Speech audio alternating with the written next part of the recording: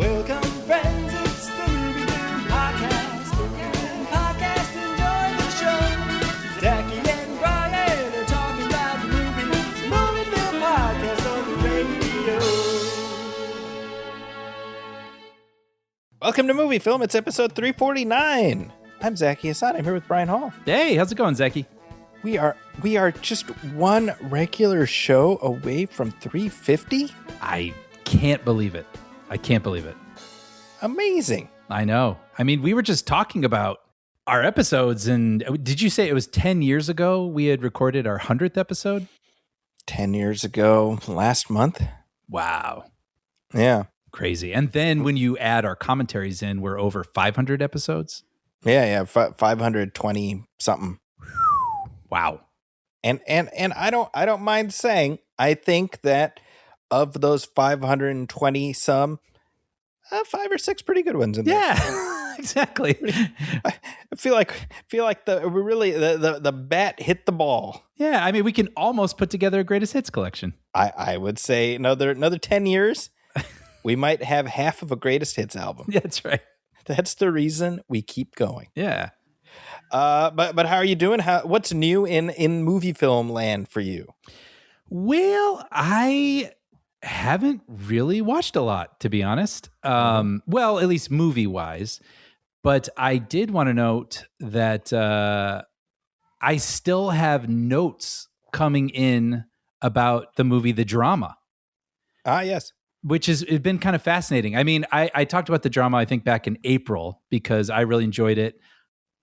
And not just enjoyed the movie, but then I noticed that I was having more conversations about that movie than I usually do any other movie. Like people were texting me, people were reaching out through the show, people were sending me voice messages, people who had not done that before.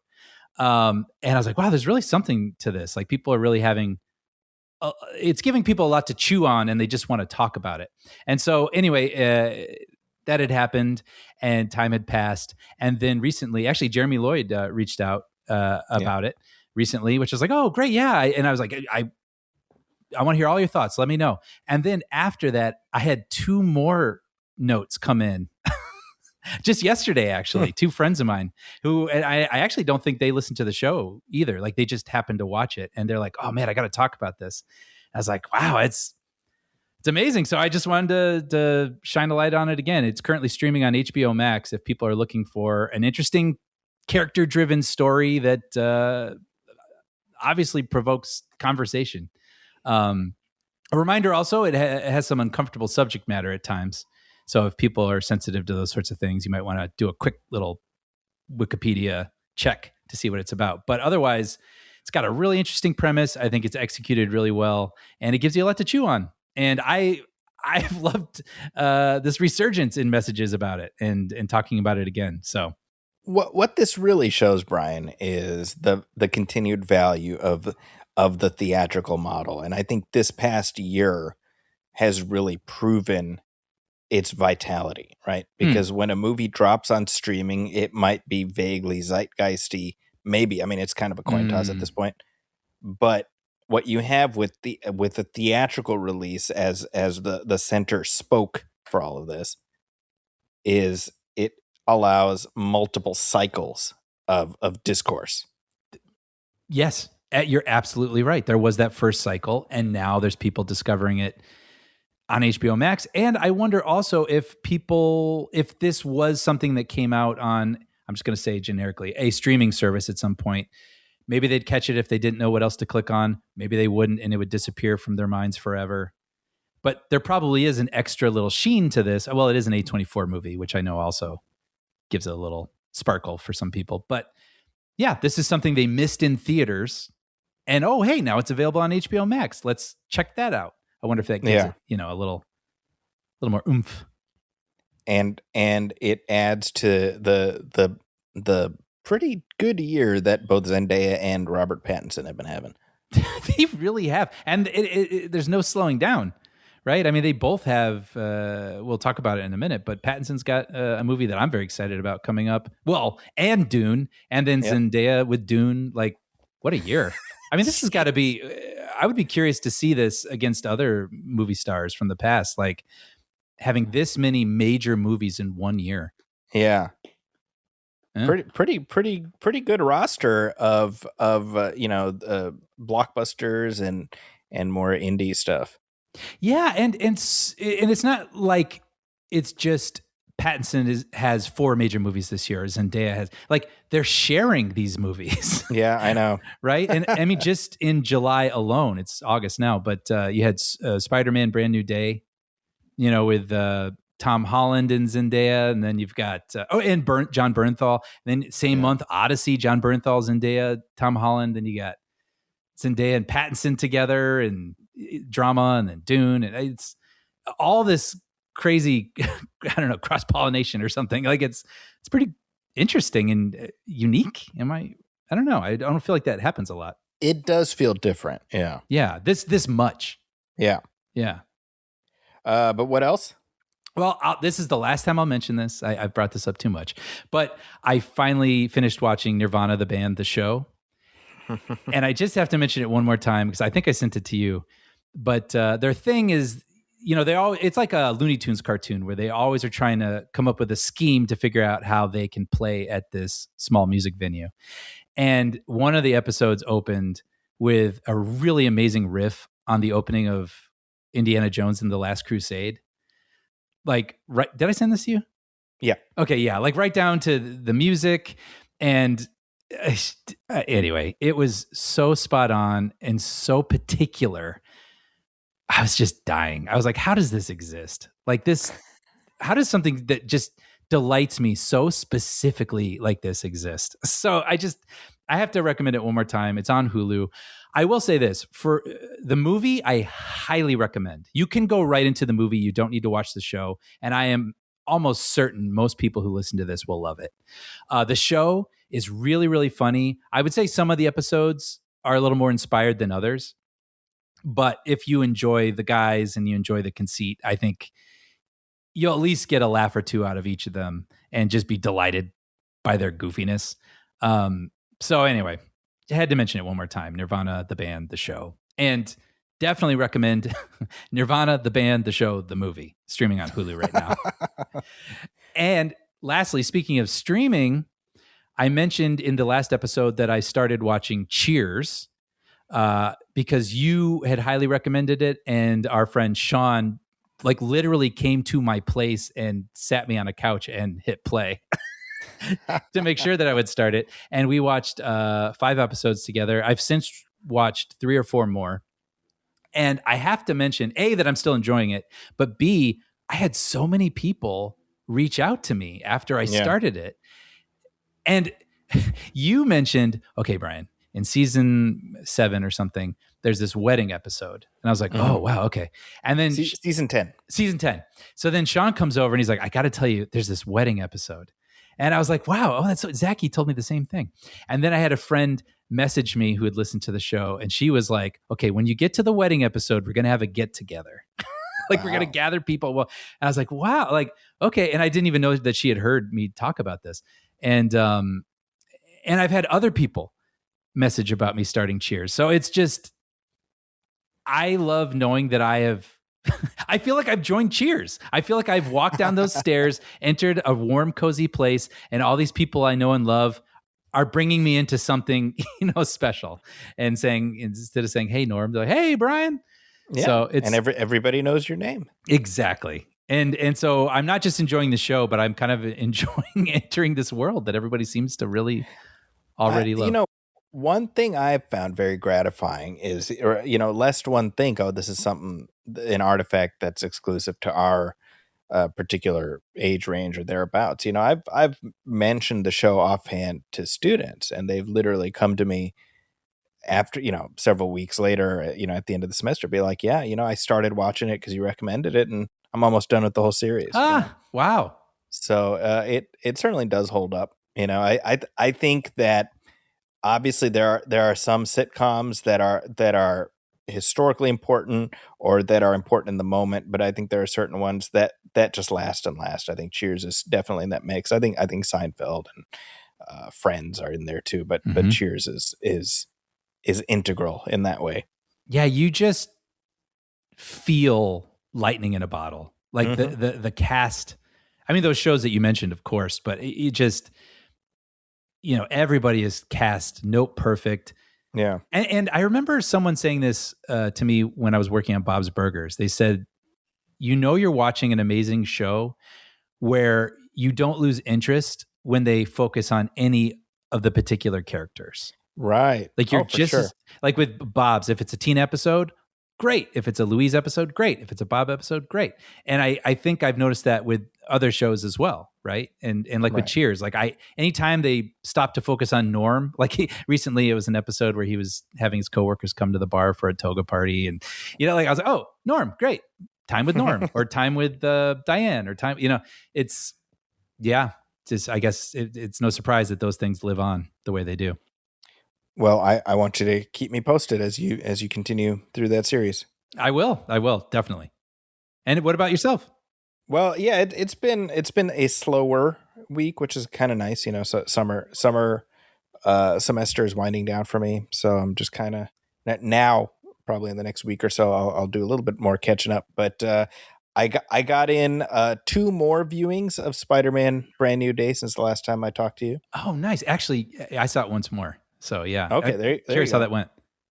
Well, I had to sort of divvy it up with my kids, because some I was able to take with me to one screening, and so, so just kind of, I'm like, okay, twist my arm, I guess. And then my brother and I, it's been our thing post pandemic that we go to watch the MCU movies together. Mm-hmm. So I just 2 nights ago I watched it, and we'll talk more about this movie later in the episode. But I will say I went on a Wednesday night, and the joint was packed. I mean, it was absolutely packed. Mm-hmm.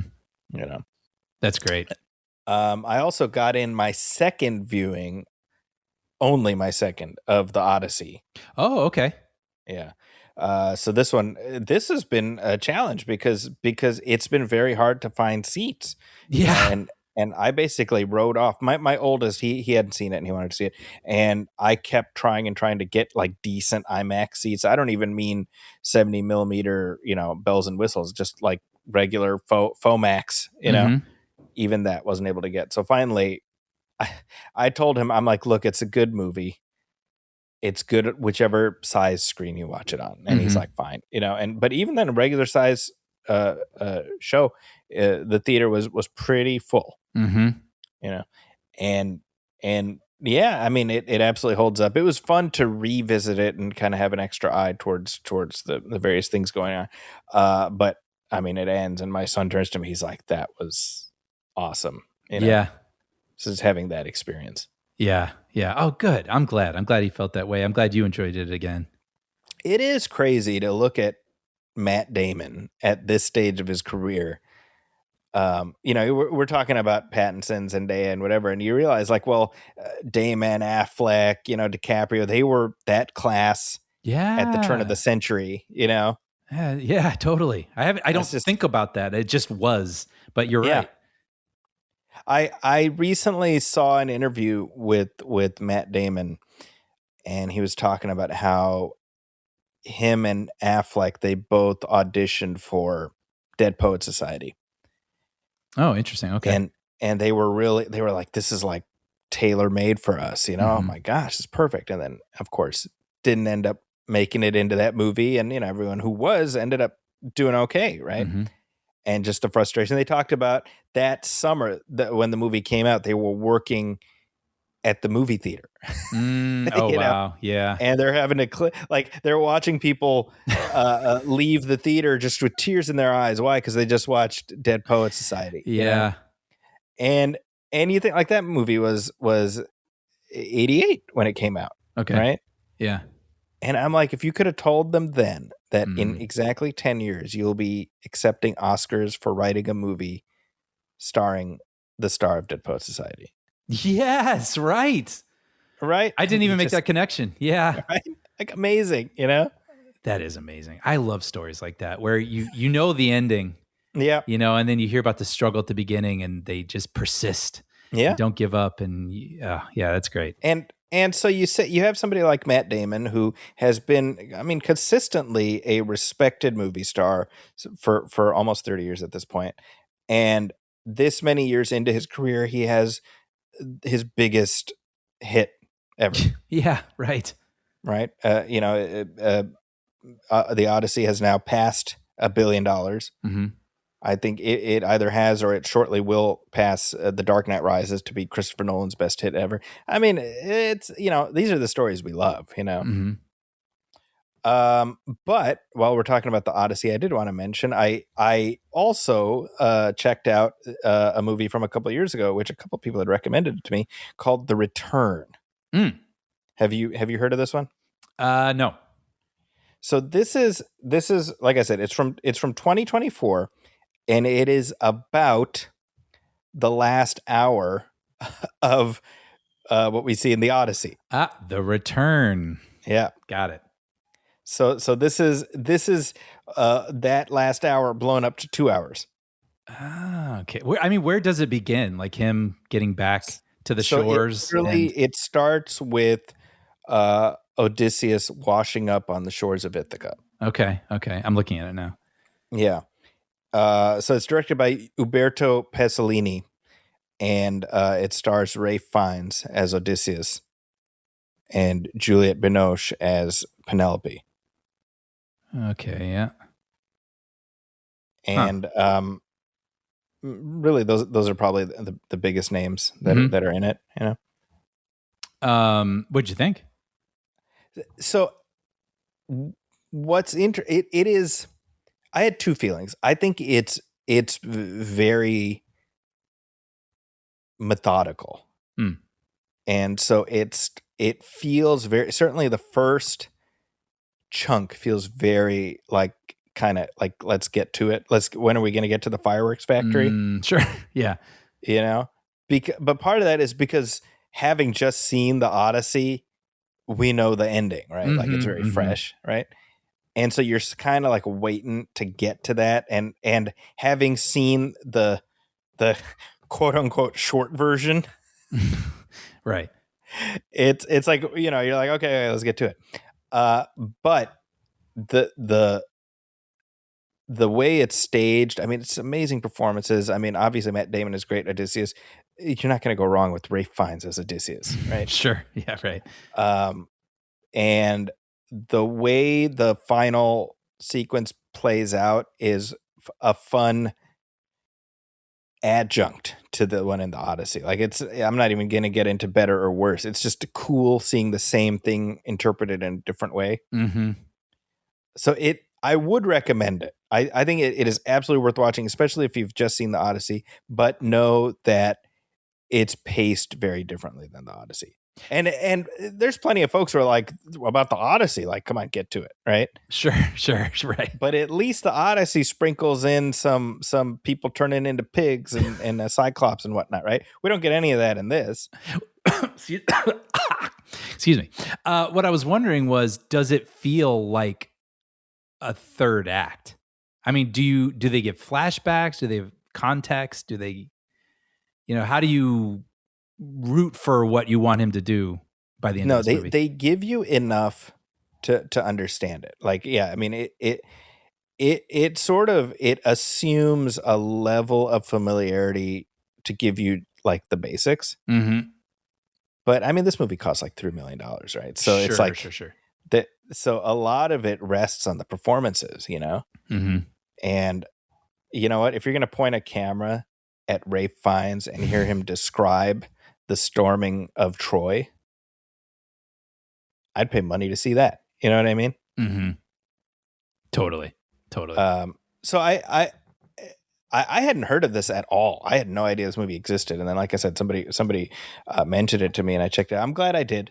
It's not the Odyssey, but it is an interesting take on the closing events of the Odyssey. Cool. Did your kids watch it? No, I just watched it. I just watched it on my own.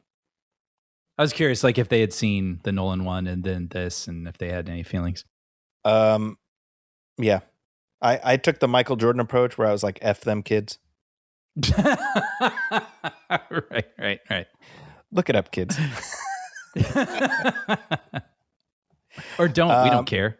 Yeah. F them kids. F them kids. But yeah, that's what I've seen. Cool. But hey, we got some listener letters, Brian. Mail call! I believe you have a letter for me. 18,000 letters, all addressed to Santa Claus.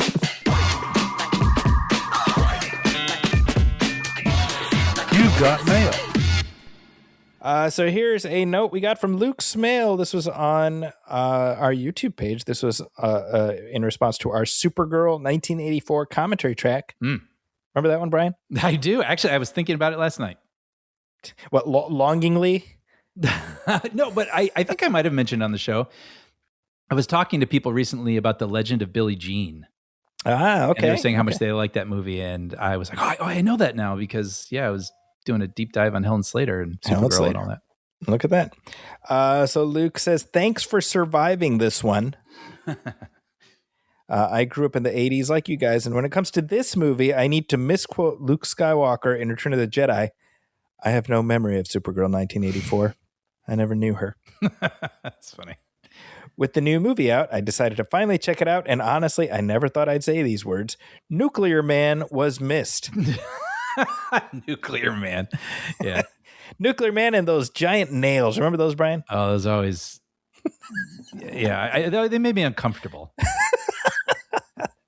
Just the long nails. It's unnerving. It's disturbing. Well, he scratches his skin. Ugh. I know. I don't like it. It's not nice. He goes on. It honestly goes to show you how much Richard Donner was responsible for that first film and a lot of the good stuff in the sequel.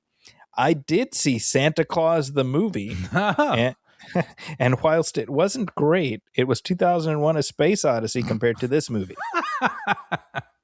But was it The Magnificent Ambersons? Right. John Lithgow chewing the scenery in that film elevated it. On one of the Superman documentaries, Ilya Salkind went out of his way of saying how Superman 3 and Supergirl at least weren't disasters like the Quest for Peace. My response to that is, well, at least Quest for Peace was an entertaining disaster. Right. That's interesting. I don't know. To me, I lump all three of those together to some extent. Yeah, and I mean, I didn't know any better. Quest for Peace was on TV a lot when I was a kid, so I endeared to it in a specific way, I guess. Yeah, I get it.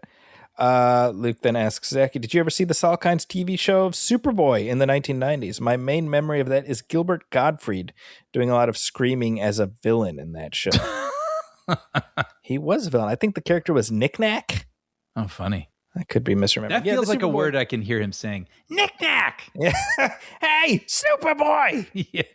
And by the way, Gilbert Gottfried was also the voice of Mr. Mxyzptlk in the 1990s Superman animated series. Oh, wow. Opposite Tim Daly. So yes, I do remember the Superboy television show. I know, Brian, you've heard me talk about that. Mm-hmm. It was, it was a show. Four seasons it lasted. Mm-hmm. I think it's an interesting curiosity. Sure. Some episodes are fun. It's weird how it's like a half-hour adventure show. Half hour. Right? Like that's odd. Yeah, it's very brief. Yeah, but it went into syndication. It benefited from that Next Generation boom because you had Star Trek that started in 87, and then the next few years after that, suddenly a whole bunch of shows in first run syndication. Wow, 87? Mm-hmm. I think of that as a 90s thing, and I know it was in the 90s, but I remember when it started and my dad watching it. 87. Next Gen. Holy cow! Yeah, 87. Yeah, coming up on 40 years. Wow. Yeah, In fact, Superboy, like that's my memory of that show. Is it was on WPWR Saturday afternoons just before Next Generation. You remember War of the Worlds, the series? Not really. Yeah, that was like Paramount. They paired it with Star Trek. Man, no. I mean, what was it based on the book? Like it was, and then it just became a weekly sort of, I don't know, peril of the week. It was based up. It was like a sequel to the film, the George Powell movie. It's like the aliens. They didn't see this coming, but they got a cold. Except they didn't. Like, I mean, what's the sequel? It was something.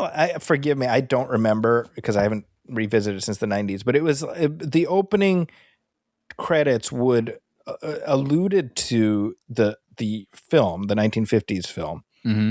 and it was like instead of overt invasion, now the aliens are doing it surreptitiously.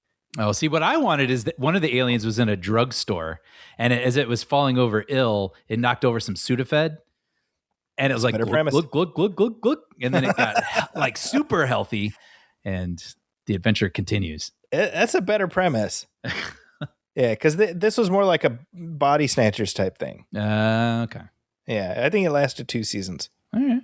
Anyway, why do I need to remember that? I don't know. But it was anyway. I'm amazed you do.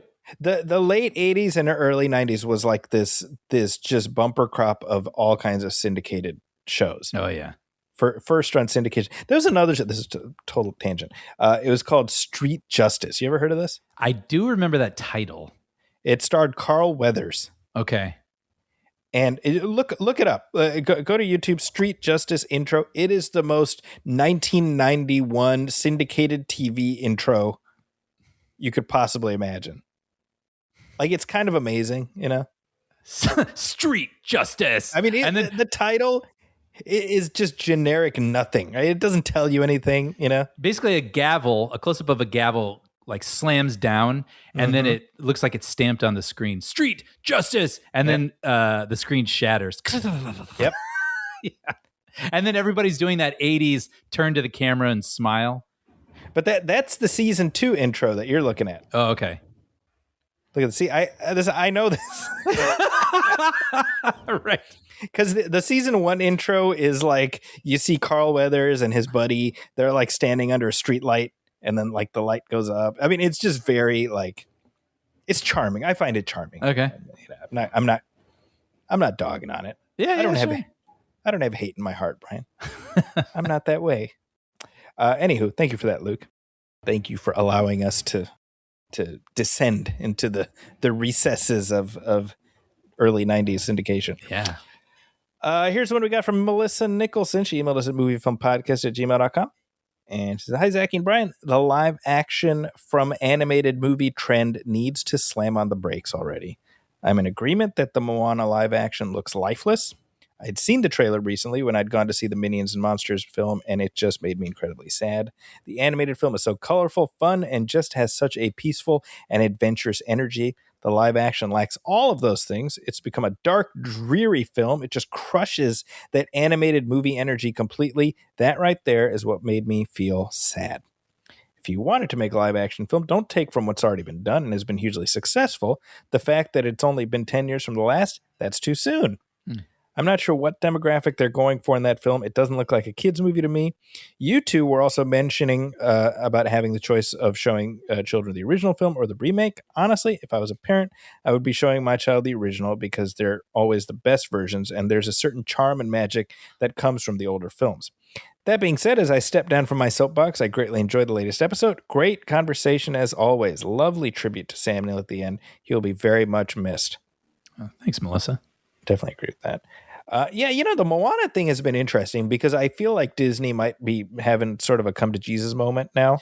I wonder. I'd be very curious what their takeaway is from this.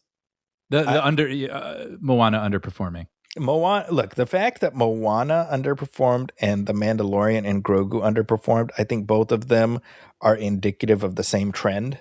Yeah. Which is people don't want to see the same old thing.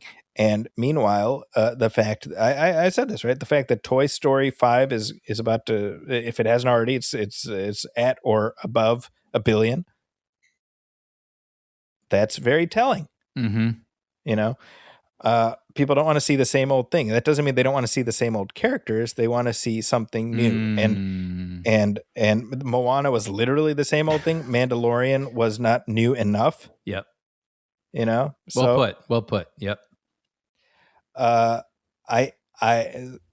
think that it doesn't seem like there's any more like live action remakes on the horizon, right? Tangled. Is that is happening? Yes, but they've been threatening that. I don't know. No, I've seen set pictures of it. Okay, but it's funny because I have seen. I don't have any dog in that fight, but what I've seen is people sort of like, oh, okay, well, we like Tangled. It's been a minute. this could be. Yeah. They're not having the same reaction. I think Moana. Well, let me back up. It seems like Lilo and Stitch. Almost all of these, there has always been a criticism about these being like cynical. Yeah. Cash grabs. But Moana, I think, was the most cynical. Uniquely cynical. Because the original is not even 10 years old, or it is exactly 10 years old. And it didn't look visually like any sort of improvement or, I think there's something to having a style. Like, if you want to make a movie that takes place in an exotic location and you're going to make it hyper stylized, right? That's a take. But this isn't what that looked like. This just looked like, being on a stage and just surrounding your actors with stuff later that you weren't feeling passionate about. It's like, throw some trees, throw some water.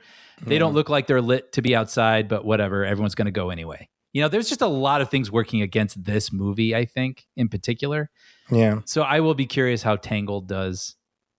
And if Disney's like, all right, yeah, maybe we cool it a little bit on these, and maybe we still do them, but we dole them out a little bit more judiciously. I don't know. Yeah. I mean, wait till we have a take. Yeah. I was thinking about Mulan. And how, that sort of, that got caught up in all the pandemic stuff. So we can't really look at the metrics, but artistically, right. That did try to do something slightly more grounded. Mm-hmm. Right. They didn't have wushu, for example. Right.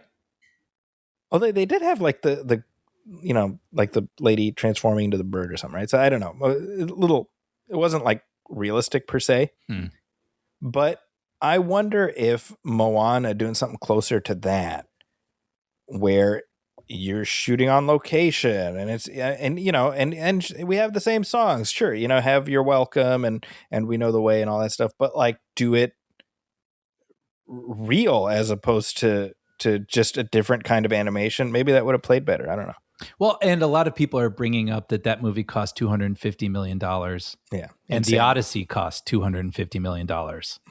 Fascinating. And people are like, so what happened? Well, it was Dwayne Johnson's muscle suit. Exactly. His nipple that was $147 million. Well, there you go. I mean, we talked about this also, but like, I just saw the trailer for the new Jumanji that they have coming out. Oh yeah. Open World, I think it's called. And I mean, it's been 7 years since the last one. It's just so funny. Like my 90s brain, when you said it's been, I was like, it's been 1 week since you look at me. Burn Kid Lady song. And I was like, Brian, snap back to attention. we're in now. Yeah. But it's, I'm just like 7 years. Is there an audience for that? 7 years. Oh wow. Right. I didn't even realize. Right. And it feels like we're hitting the boundary of what beloved characters Dwayne Johnson can reprise. I have a question for you. So I saw the first one, thought it was perfectly fine. I did not see the second one. I haven't seen the trailer for the third one. By first one, you mean the first of these new ones? Yeah, the new one with The Rock and Kevin Hart and everybody. Yeah. And part of me feels like I don't even need to watch the trailer for 3 because I can already imagine it. So do these look different enough? Like, does this look like a new thing? To your point about Toy Story, it's like we like these characters and we're seeing them do something that looks different, so we want to see what that looks like. Or does this look like the third time they're doing the same thing? So, well, with this cast. So I will say I liked the second one quite a bit. Okay. I enjoyed it. And so I do like that, with each at bat, they sort of have to come up with a new premise to justify getting all these characters back. Right. Mm-hmm. And so I think they've come up with, just from the trailer, I'm like, well, that seems interesting, Mm-hmm. So I appreciate that. It doesn't feel like wash, rinse, repeat. Okay. And by the way, I have nothing against it. I haven't seen it. So right. No, but I think I think you and I are kind of saying the same thing, where it's just like, I think it's been too long for people to be like, oh, hey, it's our friends again, Yeah. Like, I don't know that these films have really retained a spot in the cultural consciousness. Yeah, and as someone who has not followed them, I'm just picturing everyone wearing khaki and being in the jungle. Right. And I don't know why I need to see that again. Right. So I'm open to it, but I just need to be convinced, I guess. Yeah. I'd be curious what you think after if you watch the trailer for the new one. Yeah. Thank you for that, Melissa. Here's a note we got from Philip Barker. He says, "Hey guys, just wanted to chime in and say I have enjoyed listening to your commentary tracks this year." Well, thank you. While I've not seen Independence Day Resurgence, no one saw Independence Day Resurgence. Your commentary provided enough information I needed to know I'd made the right decision in not seeing it a decade ago, or even bothering to now. That right, Brian? That's always the trick, right? With some of these commentaries. What's that? Like, if it's a movie that people clearly, most likely have not seen. Yes. Like, what can we do, you and I, to still make sure we have a conversation that'll, like engage people who don't know what we're talking about? 100%. I mean, with that one especially, we knew most people probably hadn't seen it, so we were like, we hope this is a good hang. That's right. Yep. Yeah. He says, I do, however, remember seeing all the advertisements for the original film back in the 90s on VHS tapes of other movies. Kind of wild to think they used to do that. Ads and trailers of other movies on VHS before the movie starts. It was almost like trying to create a theatrical experience at home to an extent, but now it seems like a ritual lost to time. 100%. Yeah. That's so true. Well, we use the music from those bumpers. Yeah. It's our way of keeping that tradition alive. Yeah. He goes on the most recent episode, Sean Coyle brought up a question regarding the state of James Gunn's DCU, which I appreciated. If you've been a DC fan, you know the trials and tribulations of getting these beloved characters right on the big screen is often a topic of discussion that can feel like one of two things: an interesting dissection of how a movie studio can have wild ups and downs regarding what success looks like, or a straight up war zone between different sub factions of fans divided by director loyalty. Then I remembered, not too long ago, I'd gone back into the archives all the way back to when your show started, and I must say, it is interesting to hear younger Zachy and Brian and Sean talk about movies in the past, as opposed to now, in which some views have changed. For example, Zachy and The Dark Knight Rises. That is true. Yeah. Our very first episode was about The Dark Knight Rises. Wow. I remember that was the beginning, but I didn't know that was the first. Wow. Our very, very first episode. Huh. Kind of crazy. Yeah. Low those what was it? 14? Was it 14 years ago? Yeah. Was that 12? When did that come out? 12? That was 2012. Yeah. Wow. That was the last movie I saw at midnight. Oh, yeah. But by the way, Brian, real quick, I should say that episode dropped July 29th, 2012, and we're recording this on July 30th. So yeah, exactly 14 years ago. Well, happy anniversary. Yeah, seriously. Amazing. I remember having my moment where I was like, yeah, I think I'm done with midnight movies. That was me. And that was, if you remember, the Dark Knight movie theater shooting happened. That was all around that time, Yes, that's right. I got a push notification while the movie was going. Wow, I remember that. I remember getting that news also that night. Wow. Yeah. So to Philip's point, so I when I watched that movie in 2012, I was not a big fan. Mm-hmm. In the years since, I've grown to appreciate it, and I would say now that in fact I do like it. I would say I like it quite a bit, in fact. Mm-hmm. So change happens. Do you think about that? I've had that recently, actually, where I think about things I've said on here. Yeah. And then my opinion might change on a second viewing, or something happens in my life and I look at a piece of art differently because I have broader context, and I'll think, I think I said this about this thing 7 years ago. And that's interesting that that's on the record now, but just, it happens to everybody, our opinions and thoughts evolve and change. And do you ever think about that? Oh, constantly. Yeah. I think about the fact that I think when you're younger, you feel more, you feel the necessity of being more strident in your opinion, whichever way it is. Mm-hmm. I don't know if you've found this. Sure. Yeah, definitely. I encounter this with my kids. I'll be like, oh yeah, remember this movie? And they're like, yeah, that sucked. Right. Like, well, I didn't think it sucked. I just thought it was whatever. No, it sucked. Right. And and I'm like, I remember being like that. Yeah, same. Right. I'm not saying movies don't suck. I'm just saying I at this point, I'm able to acknowledge the possibility that, well, what I feel today might not be what I feel 5 years from now. Mm-hmm. And so certainly the Dark Knight Rises is like exemplar one for that. Mm-hmm.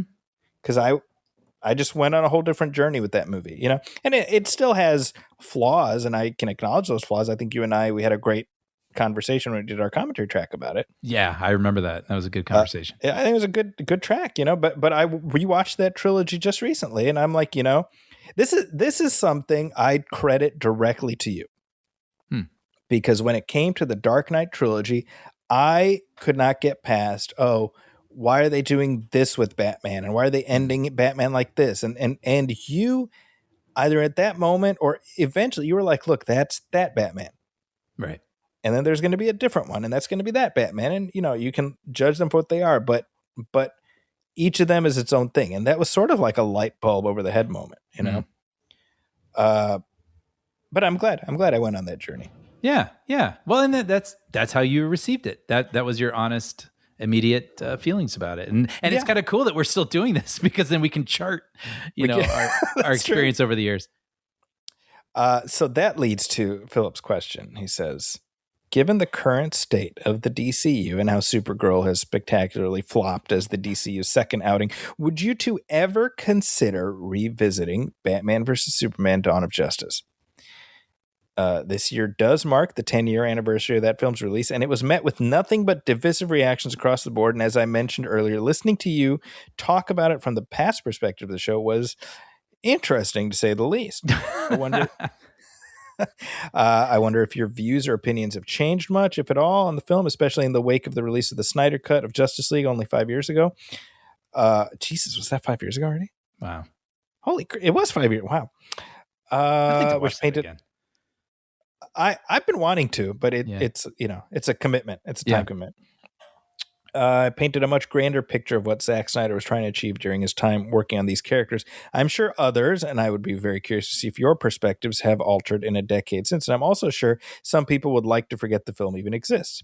If you guys do decide to revisit it, would you choose the theatrical cut or the Ultimate Edition, which is often regarded as the better version of the film to experience?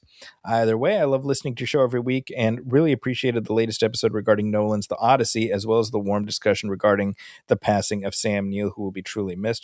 I'll also add one of my favorite roles of his outside of Jurassic Park, which was as the elder version of Damien in the third Omen film, Omen 3, The Final Conflict, showcasing that even one of the kindest and well-renowned actors could turn on some dark sensibilities if given the material to work with. As the summer movie season comes to a close, I can't wait to hear your thoughts on Spider-Man Brand New Day, as well as the other films getting ready for release this year, such as Dune Part 3, and of course, Avengers Doomsday. Keep up the great work, guys. You always have a listener in me. All the best. Thank you, Philip. Yeah, thanks, Philip. Let's start at the end first. If you want to hear our thoughts on the Avengers Doomsday trailer, I would suggest going over to our Patreon page. Yes, it's was one of our bonus conversations that drop exclusively over at patreon.com/moviefilmpodcast. Yeah, we talked about that sucker for like a good half hour, just the trailer. Yeah. Fun discussion. So, couple things. First of all, so I wanted to mention about Sam Neill because he mentioned Damien, and we're talking about DC. Sam Neill was also the visual inspiration for the character Maxwell Lord, who is the villain in Wonder Woman 1984, played by Pedro Pascal. But in the late 80s, when there was a version of the Justice League where Maxwell Lord was like their handler, and he wasn't a bad guy, he was just kind of a complicated good guy. And the visual, I mean, it's clear as day. You can see it if you look at the comics from the 80s. The artist was Kevin McGuire. He drew Sam Neill. Mm-hmm. Yeah, you sent it to me. Yeah, and I would imagine that at least some of that inspiration came from having seen him as Damien in Omen. So Batman versus Superman. Oh, is that a question? I'm just gonna let that hang out there. No, No, I'd love to. yeah. So Philip mentions that it's the 10th anniversary, so I did know that, and it is something that was on my calendar as a possibility. Mm-hmm. I think for me, and this is not because of how I feel about the movie, but sort of how the world feels. I kind of want it to ferment a little more. Mm. You know what I mean? Mm-hmm. But I would absolutely be fine with revisiting. I think it would make for a fun commentary. Absolutely. Definitely. Yeah. I did. I mean, I rewatched it 5 years ago in the lead up to Snyder's Justice League, and I think I could be wrong, but I'm pretty sure when we discussed Snyder's Justice League, I talked about the experience of watching Man of Steel, Batman vs Superman, and then going right into the Snyder cut, and I found that a very fulfilling experience. Mm-hmm. I enjoyed that quite a bit. I'd like to do that. I'd like to go on that journey again. I think that makes for a fun trilogy. I watched the Ultimate Edition when I did that, so that's certainly the version I would recommend. And again, not to say I don't see flaws. I do. I think Batman vs Superman is a flawed film. I appreciate many things in it, but you know, there's creative choices that I think ended up kind of biting Snyder in the ass, to be honest. You know. In addition to Warner Brothers, I don't think he is the one to blame solely for everything that happened. I think it was just a shit show of epic proportions everywhere at Warner Brothers. And at least nothing's changed. Same old stuff over there. But like you said, look, well, that's that DC universe. Mm-hmm. Now we got this one. Let's see how this goes. Yeah. You know? Yeah, but it's been a minute for me. I'd like to go back and rewatch those. Yeah, it's like I said, it's been 5 years, so I would say if we come back and do a commentary, it'll be another couple of years probably. Okay. let it sit. I would say, I mean, you know, we're kind of like working our way through different Batman films, right? Yeah, yeah. So, I mean, like, eventually we'll just end up there anyway, you know? Yeah. But no, I'm not opposed to it. I'm assuming you're not either. No. Yeah. So I think that'll be a fun one down the line. One last note. This is from Alex Naom. And he says, "Greetings, gents. It's been a while since I emailed you, so I thought to myself the other day, I need to get back in touch with my good pals Backy and Ryan." He means Zachy and Brian. Thanks, Lexa. As always, you've done stellar work recently. I was eagerly anticipating your episode on the Odyssey, and I was super glad to hear you both raved about it. What kind of IMAX screens do you two have access to? The new one they built this year in Perth is IMAX with laser. I don't know what that means, but even though it wasn't as massive as the true 70mm screens, boy, oh boy, was it an epic experience watching that film. From the early shot of the camera zooming into the Trojan soldiers galloping towards the wooden horse, I knew Nolan had done it again, and the entire sequence with Cersei is, for me, easily one of Nolan's best, along with the Joker chase in Dark Knight and the 27 years of video messages in Interstellar. I would love to see it again in IMAX, but it's a matter of the tickets being available before it leaves theaters. With the Avengers Doomsday trailer, I have similar feelings to Brian in that it didn't quite hook me completely, but I can totally see myself being giddy as a school child as opening weekend creeps closer, and we get to see it in the next great innovation in cinematic technology, Infinity Vision. Q. Wow. Tuba sound. Infinity Vision, which means nothing. Right. Anyway, snark aside, there is one curious fan theory I've seen a few people mention, and I would like to get both of your thoughts on, if it's not too potentially spoilery. The sequence in the trailer, well, it's in the trailer, so I think we're fine, where we see Thor and Cap with the hammer. People have said that it's actually Loki, the version from the TV show, in disguise as Cap when he first meets Thor, and the grin on Cap's face is Loki's satisfaction at him finally being worthy of Mjolnir. That might be a bit too convoluted, but I believe that, at the very least, the shot where Thor says, "It's not possible," is actually him reacting to seeing Loki, not Cap. What do you think? And if this isn't when Thor and Loki reunite, how would you like to see that moment unfold? Many thanks to you for providing the best movie and TV podcast on the interwebs, hands down. Kind regards, Alex. Thank you, Alex. Brian? I honestly, if that's how the trailer ended, and it was a little, maybe Thor looking away in disbelief, and then we saw his Cap's face warp a little bit, I might have been, what? That might have given me a little bit more of a surprise than what I feel like I saw otherwise. Interesting. I'm not saying that's what I want it to be. I don't know. Who knows? But I really like that. I don't know. Surprise. Well, when you think about it, I mean, there's like 3 opportunities that we know of for Thor to say it's not possible, right? Number 1, Steve Rogers. Number 2, Loki. Number 3, Dr. Doom, who looks just like Tony Stark. Yeah.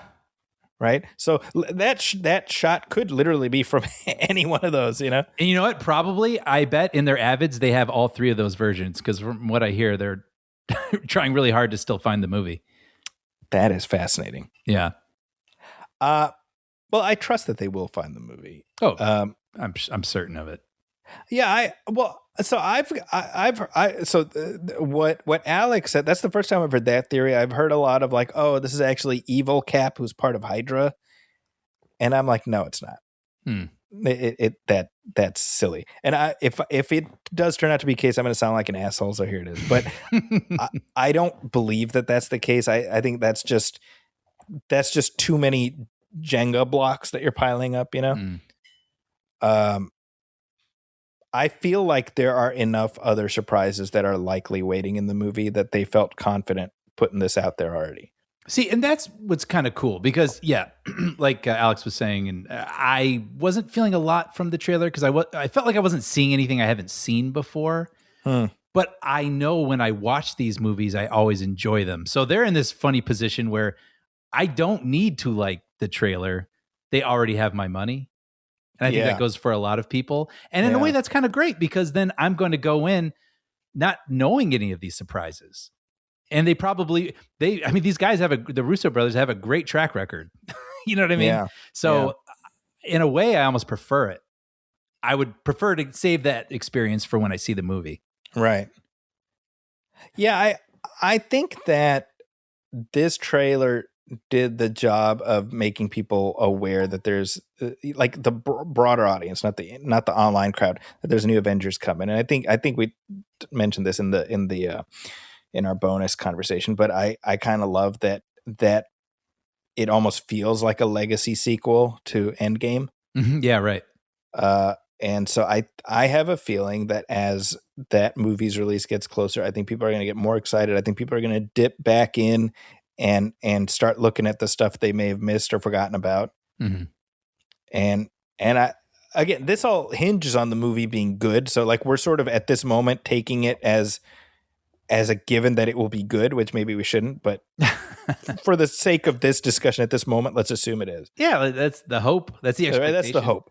Well, and by the way, aren't they putting out a special version of Endgame that has additional footage in it that I feel like they've said is vital to the best enjoyment of Doomsday?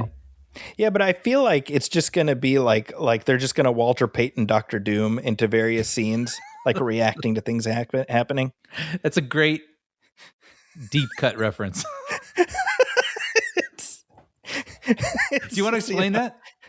All right. So in 1986, the Chicago Bears put out a video called the Super Bowl Shuffle. This was at the start of the season. This was a kind of a bit of arrogance on the part of the Bears. They were very confident that they were going to win the Super Bowl. Mm-hmm.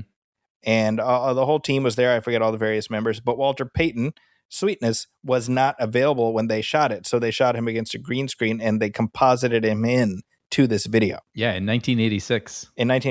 Now, I don't know how it was perceived back then, but if you watch it now, it's clear as day that he's not really there. Right. It's like Scarlett Johansson in Captain America Civil War. It's very obvious. They got her way later.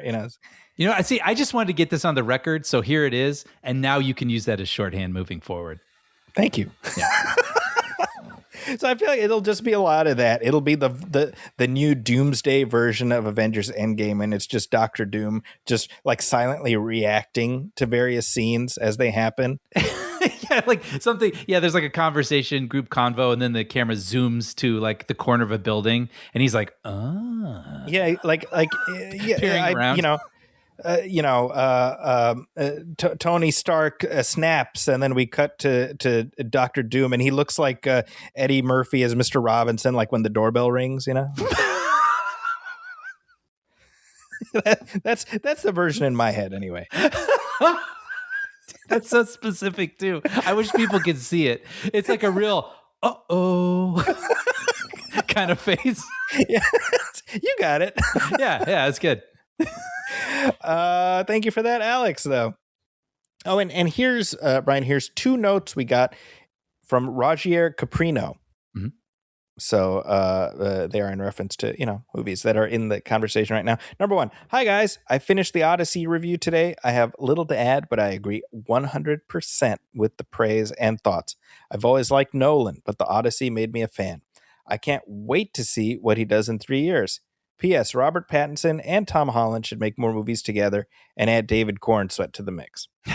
Yeah. And then I followed up the following day with this one. Spider-Man was great. 5 out of 5. 100% comic book accurate Spidey. Tom really gets to shine in Brand New Day, and it gave me feeling similar to Superman from last year, but in a different way. Tom, till you're 90. Right. I'm sure Sony would love that he stuck around till he's 90. Yeah, absolutely. Thank you for that, Rogier, and thank you everybody who wrote in. Yes. Hey, we got some trailers. Coming soon to theaters. All right, well, here's one we have talked about, you and I. We've mentioned in a few episodes in hushed tones. I'm talking about Clayface. Yes. So this is the latest, the next, I should say, DC Universe theatrical movie. Mm-hmm. It's coming up October, just in time for Halloween. Written by Mike Flanagan. Yeah. Who I like. I'm a fan of his. I like Dr. Sleep quite a bit. Mm-hmm. Why don't we play some of the audio from this trailer? What do you want, Mr. Hagen? I want my life back. I know you. You're famous.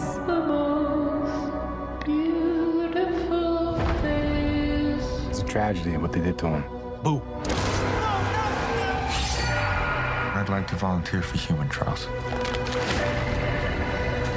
This isn't cosmetic surgery. Even if it kills me, I'll be better off than I am now. Okay, Brian, how you feeling about this? So for those of you who don't know, and the trailer doesn't really say anything, but Clayface is a Batman villain. Mm-hmm.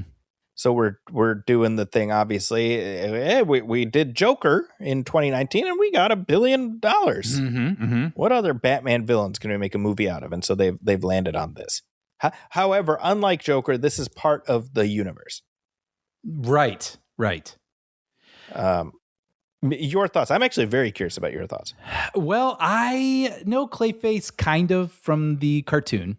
Yeah. But I had not watched that since I was a kid, really. And then I read the Batman 1989 sequel book recently. Oh, okay. And Clayface is in that? Clayface is the villain in that movie, in that book. Mm-hmm. And so that was kind of a reintroduction for me with him. And you're in his head because it's a book. And I got really endeared to him, actually. And I mean, he's a little twisted, but he's occasionally sympathetic. So just to be clear, this is the novel that you're talking about. Yeah. I'm trying to skirt past the fact that I can't remember its title. It's like Resurrection. There's a few, right? There's like 2 of them now. Yeah, Resurrection. Okay. By John Jackson Miller. Yeah, not to be confused with the Batman 89 sequel comic. Correct. Okay. And so I was like, yeah, I like this character. And then when I heard they were going to make a movie, and then I saw this trailer, I was like, oh, it kind of feels like The Substance in the Batman universe or something, kind of a body horror. Someone who, I mean, you could call it vanity, but also maybe just wants to return to a life they once knew. So they're taking extreme measures, and it's screwing up their appearance and maybe breaking their brains a little bit. I think that is a movie that I'm very interested in that. I like the small approach. I like the darker tone. I do question this being the third DC movie. Yeah. Especially following Supergirl, which they couldn't have anticipated when they decided to do this. They played this trailer before Spider-Man, the second time I watched it. And as they reveal that, oh, his face is melting and he's going to take scissors and cut them open, my friend next to me went, ew. And I was like, well, you lost her. Like, you know what I mean? Like, this isn't going to be for everybody. You really, this is a limited audience for this one, I think. And had Supergirl been a really big hit for them, you could sort of get away with these smaller, quirkier, more, these characters or movies that James Gunn is like, this is up his alley. This is his flavor. Yeah. And he gets to do his thing, one for them, one for me.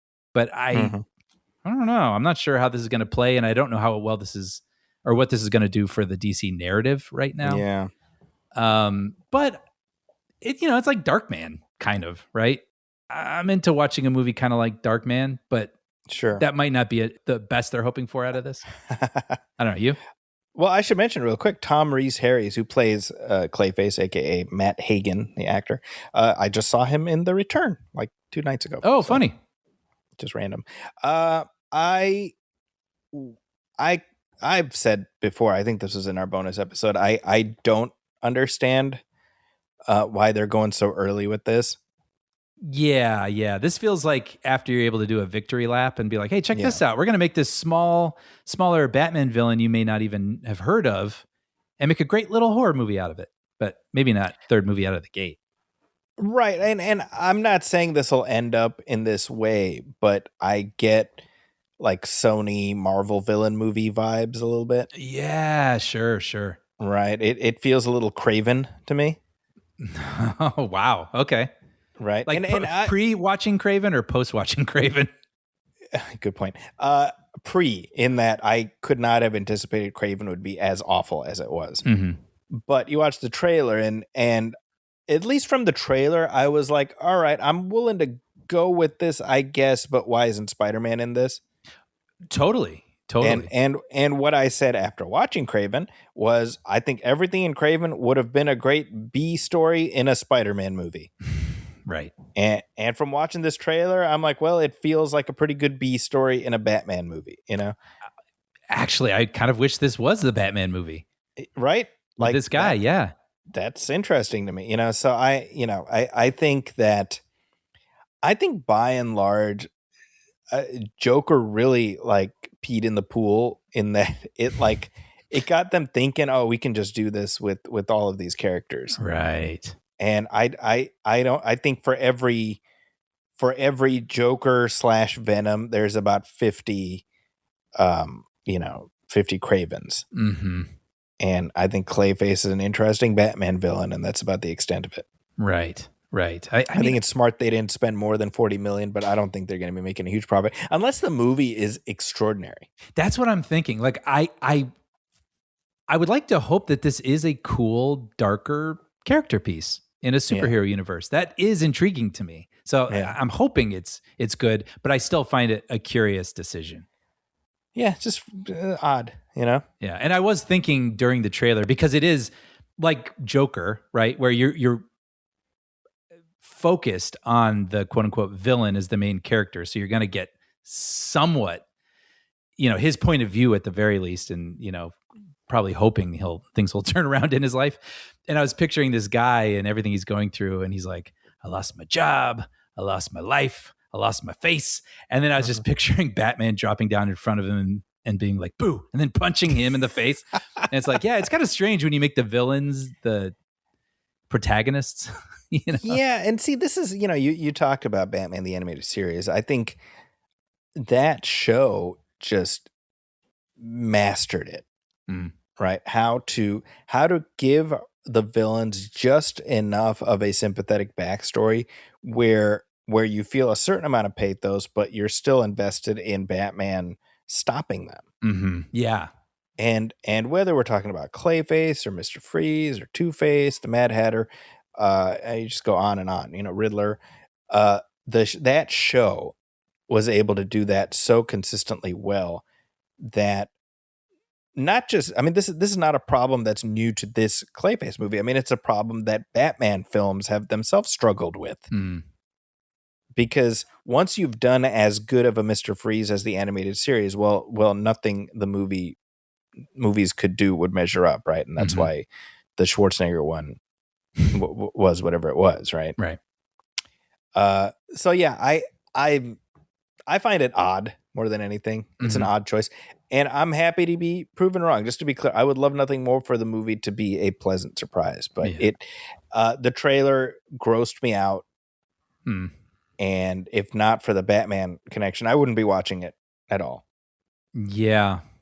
You know, that said, I mean, as we record this, we're about a week out from the next DC Universe thing, which is Lanterns, coming up on HBO or HBO Max. And you know, I think that's a good example of what has been Gunn's stated approach, which is take familiar DC characters and put them in sort of genres that you wouldn't expect them in, right? So if they really knock that out, you know, maybe that'll reset my expectations for this one. Yeah. You know.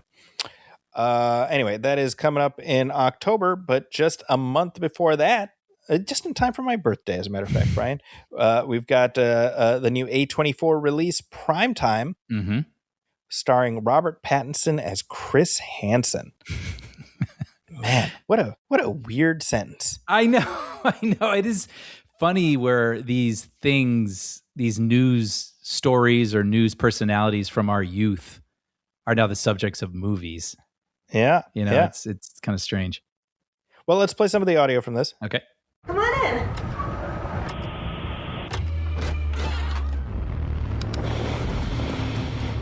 Are you sure your parents aren't home? I'm sure. Big night planned.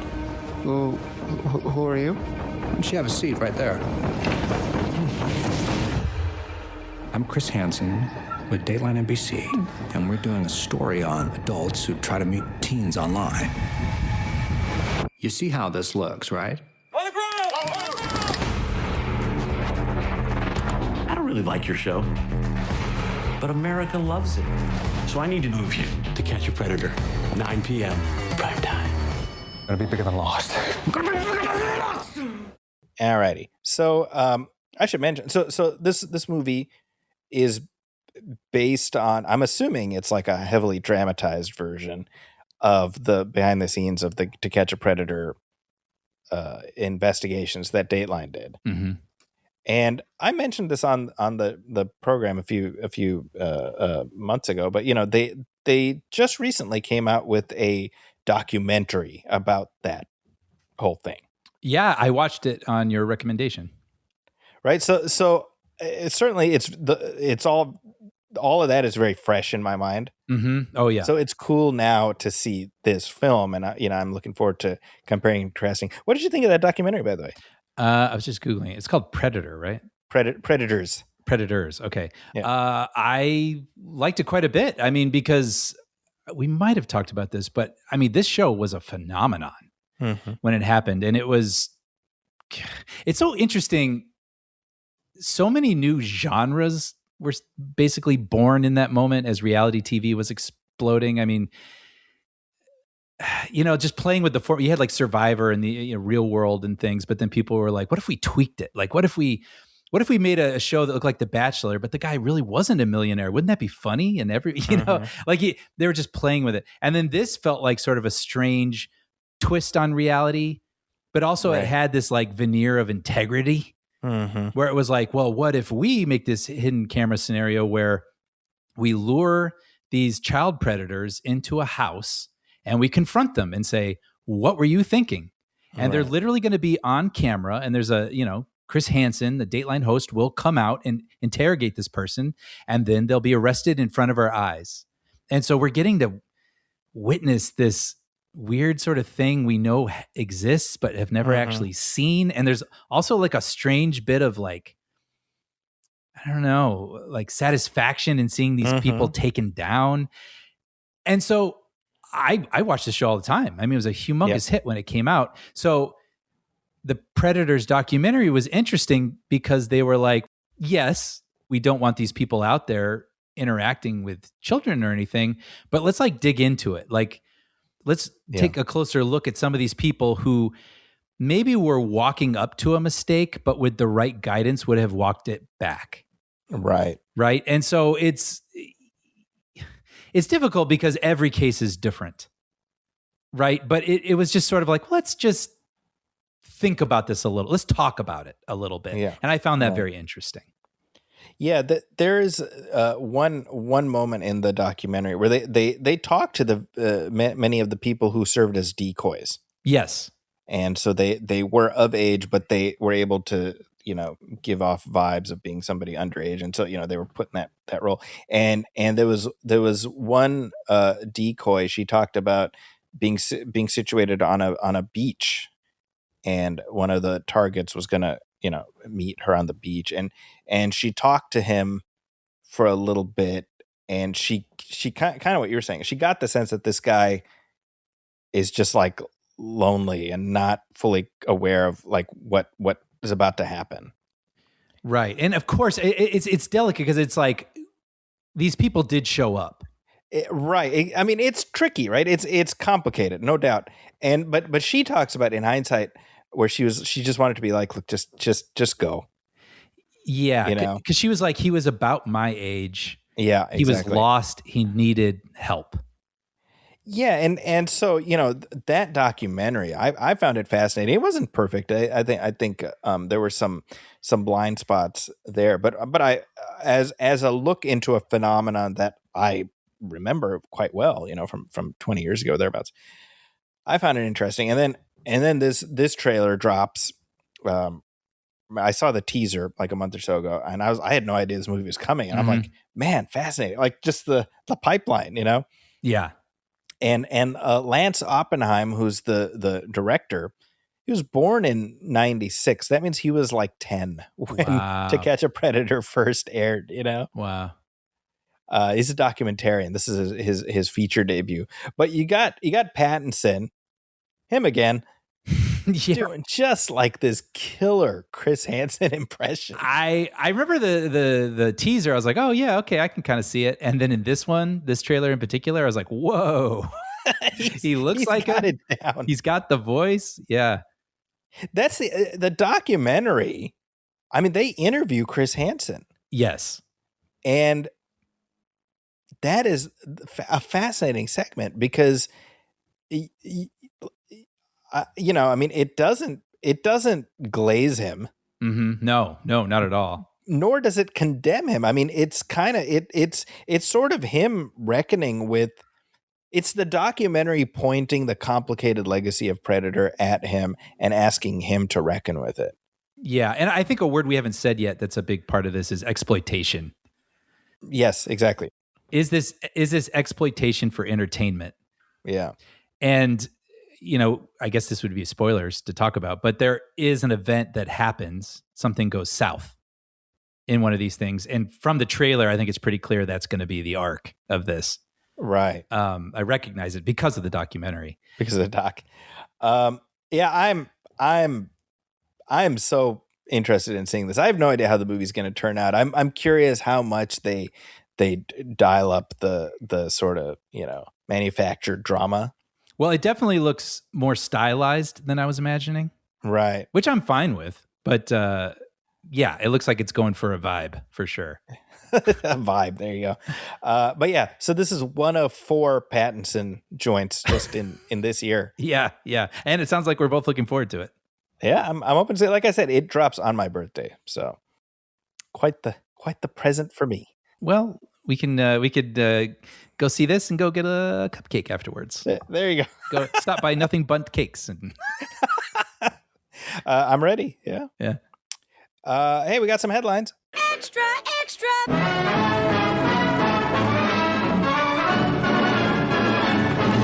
What a scoop. So, how does this sound? Imagine that you have a movie that is hidden away in a vault, and somebody executes a heist of some kind to steal that movie. Yes. Sounds like the plot of a pretty good movie. It does. Starring Nicolas Cage, one might say. Well, I'd watch that. But what if said movie stars Nicolas Cage? What?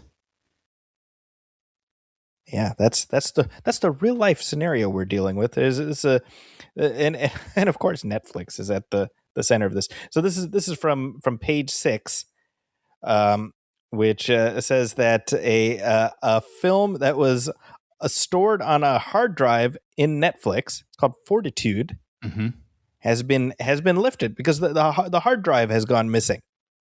Yes. So this is, as I understand it, an independently made movie, and they were hoping to get distributors. So they gave copies of their movie around town on these hard drives, and the hard drive that was left at Netflix went missing, and they have no idea where it is. So the movie stars Nicolas Cage. It's a World War II drama. And I'm just reading from the piece. It says, one indie director was aghast at Netflix's alleged sloppiness and subsequent response. I think it's such a suspicious situation, and for Netflix to claim in an email that it was stolen and they don't know how or by whom, and there's nothing they can do about it, is legitimately scary, the director notes. I feel for the Fortitude filmmakers, this could tank a big sale for them. Right, and they are suing Netflix, right, for $165 million. Which I hope they get that, because I think that's the most money they're liable to make off of this movie. Well, yes, this could be the payout they weren't expecting. Yeah. But maybe they were hoping for. But Netflix has said that doesn't feel right to them, because it looks like instead of trying to work to figure this thing out or bring investigators in, it's like immediately they're suddenly want over $100 million, and that doesn't feel like they're working in good faith. So that's Netflix's counter to that. Well, yeah, of course they're going to say that, but they're the ones who manage this, right? Like it's like if a museum is lent, the Mona Lisa, right, and it goes missing, and then they're told, "Hey, pay up," Well, you're not helping us find it. That's not very nice. Right. Right. I'm just presenting both sides of the story. I know, I get it, because I mean, I doubt they planned for this to happen, of course. But I think this to me, first of all, it sounds like the plot of a pretty killer Nicolas Cage movie. This needs to be a Nicolas Cage movie about this. Like, he is Nicolas Cage, kind of this like could be the sequel to that one from a couple of years ago. Yeah, Unbearable Weight of Being, or something. Massive Talent. Is that something else? It doesn't matter. Anyway, but yes, he should star as himself, where his movie has been stolen from Netflix, and he's like, "I'll get it back." Yeah. All right, everybody, get out of the way. We'll figure this out. Right?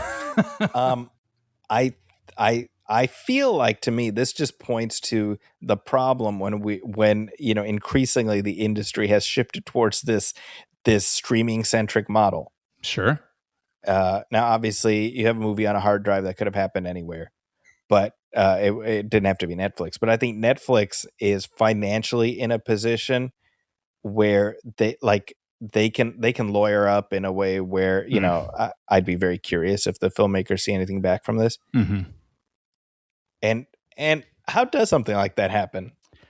I don't know. I mean, you think of the links they go through to, share a Stranger Things episode with you or something, right? And just that this hard drive with this original movie on it just disappeared, and they have, and it was one of a few, right? It wasn't the only one that was. I mean, not the only copy. Yeah. Well, no. I mean, that was stolen, right? Didn't they say there was a bunch of hard drives that went missing? That's right. So, yeah, I wonder what the story is there. I mean, inside job? Did someone swipe it and now they are holding all these movies ransom? Like, what is the story here? Did Ethan Hunt, lower down and in a clean room? Yes. The guy who was in charge of the drives kept getting up sick and running to the bathroom over and over. Exactly. Yeah. And then Netflix shipped him off to Alaska after that. But you know what's great? Turns out he found his real life up there. There you go. Yeah, it's raising some dogs. The love of his life. Yeah, best thing that ever happened. Turns out, that's right. All because of that Nick Cage movie. So we'll see if Netflix has the fortitude to withstand this lawsuit. Back to you, Brian.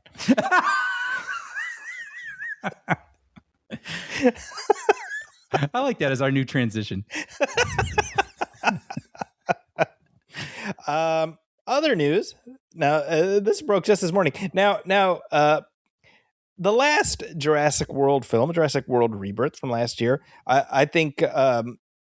My sense is you had a complicated relationship with that film. I found things to enjoy in it, but overall, I didn't love it. I feel like that speaks for the broad, right? The mass of the movie going public. Sure. Yeah. I mean, people showed up. Oh, I mean, they always will, and I will too. I'm not going to stop going to Jurassic Park movies because I didn't like the last one. Clearly, I mean, this is Jurassic World 4. Yeah. We have 3 Jurassic Parks. Yeah, and it made like $800 million. Like it did well. Yeah.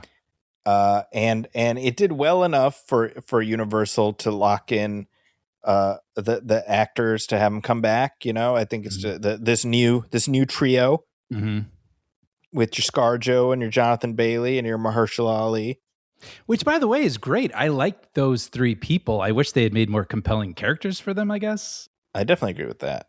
When I think of Jurassic Park, I think of the characters as much as I think of the dinosaurs and the set pieces, you know? So I just wish they could make that formula work again.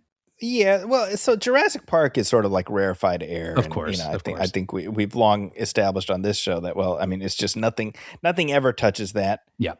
And so, sort of, just muddle along through the next one. But I mean, people turn up and they do well. Now, Jurassic World Rebirth, originally it was going to be directed by David Leitch, I think. Mm-hmm. Oh, that's right. Yeah. Right. And then he dropped out, and then Gareth Edwards came in at the 11th hour and carried it across the finish line. And I would say, this is me, Gareth Edwards did a good job doing what he does, considering how late in the game he came in. I agree. I mean, I liked the way it looked. Right. I just didn't love the script, I guess. Yeah. And so when they announced the sequel, the plan was, Edwards is going to come back, and now he gets to be there from the beginning to help develop the story. And that was all well and good until this morning when, according to Variety, Gareth Edwards has exited the Jurassic World Rebirth sequel over, wait for it, creative differences. Yeah. I don't know what those differences would entail. I think Universal is probably like, we want dinosaurs, and what would he have said? I prefer fish. Like, what's the... Well, Gareth Edwards, not to overuse this expression, but Gareth Edwards is a vibe. And I mean, I do feel like that's applicable. Like, he really does bring a specific aesthetic to everything he does. There's a real earthiness to his movies that feature otherworldly things. Whatever, like, remember The Creator was his last original movie, which has just an incredible aesthetic and world building and designs and character designs and everything. But I remember the story feeling like, it's so close. Like, I want it to come together to meet how amazing this looks. And I feel like that's something that happens to him occasionally. I mean, you look at Rogue One also, right? Yeah. Yeah. So I can't say I'm super surprised. I feel like for him, I still want him to direct movies because, again, he brings something that he has a voice that's interesting that other people don't have, but he might need to be paired with a strong screenwriter. Sure. And Universal was like, we're not giving you a strong screenwriter. Yeah. And maybe he wanted to do his own thing, you know? Well, I think in all seriousness, I mean, David Koepp, who wrote the last one, he's coming back. And so I think that sort of establishes the pecking order. Yeah. Right. You know, because Edwards was brought in to direct the script David Koepp wrote. And so you've essentially got a situation where you've got Steven Spielberg at the top of the pyramid. Who just directed a movie written by David Koepp. Yeah, exactly. Right. And then David Koepp in the lower tier. And then the director comes in and shoots what Spielberg and Koepp have agreed on. Right. That's my guess of how this all went down. Right. And so I think in a way this is helpful because it tells future whatever director they end up with what they can expect. I mean, that's why you get a Trevorrow, right? Someone who popped in a smaller film. You know, he brings some interesting things, and he's moldable. Edwards might be a little further along than that. Right. And that's a great point. Now, this is from the Variety article. It says, although the property remains popular, Jurassic is experiencing some diminishing returns at the box office.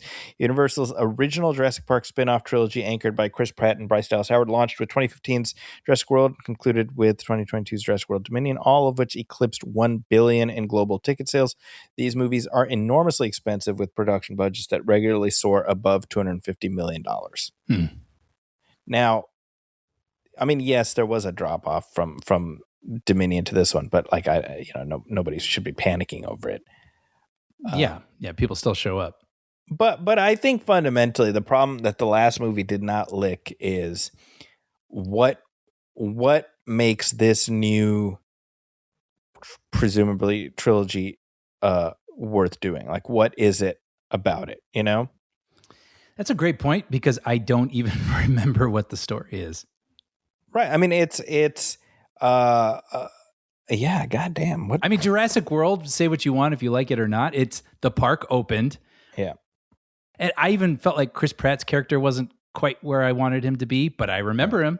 Yeah. Yeah. I remember Bryce Dallas Howard. I remember their roles. I remember their types, at least, and the way they bounced off of one another. So, that was a take. Hold on. So I last saw it last summer. Okay.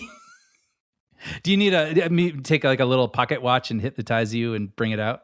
I mean, I'm like, what was it? Okay, no. Okay. I'm like, why did they? Because it's not either of the previous islands, right? It's like a new place. Okay. The dinosaurs are dying. They're all over the world, but they're dying. Oh, right. Because you see the one by a freeway. That's right. Keeled over, yeah. So they're only thriving in certain like equatorial areas. Okay. And that right. It's remember, it's that guy who's like kind of like Julian McMahon light. And he's like, we want to get like DNA from these dinosaurs to help us make medicine. Remember? Yes. Right. So Jonathan Bailey is like they go to him because he knows which ones to get or something like that. Yeah. It's coming back. Right. And then they go to the island and there's the family. This is hilarious. It wasn't that long ago. I know. There's a family that washes up on the same island. Right. Mm-hmm. I remember that. And they're right. And there's the big headed the T-Rex with the gigantism. Yeah. The Dum-Dumsaurus. Yeah, exactly. And then Mahershala Ali, we think he dies, but he doesn't. That's all I remember. Yeah. That family, right? Their boat capsized or something, right? And then they washed up on the island, and they just get kind of shoehorned into the adventure. Even though I did kind of enjoy that, because I like seeing real people dealing with dinosaurs. See, and I want to be clear. I remember not minding the movie. I thought it was all right. But I don't remember much about it. Yeah, or just the character types just weren't as distinctive as I would like them to be, or something. Well, look, here's the thing. This is the unfortunate reality is we're just never going to get Grant, Sattler, and Malcolm again. Yeah. And it, and I'm actually very curious. In all seriousness, I mean, this is a franchise that's more than 30 years old at this point. How do modern audiences plug in, like kids? I don't know. Yeah, like I mean, it like the movies do well. Mm-hmm. Obviously, they wouldn't keep going, and I think they can all be expected to do reasonably well because they are a multi-generational theatrical experience, right? Mm-hmm. But you know how like we talk about Star Wars prequel kids, they're like, well, that's their Star Wars, right? Is there something similar with Jurassic World? Yeah, I have no idea. Like Owen, that's my guy. You know what I mean? Right. I have no idea. Well, and I'm curious how the end of Oak Street is going to do, because regardless of what that's about, it's a dinosaur movie.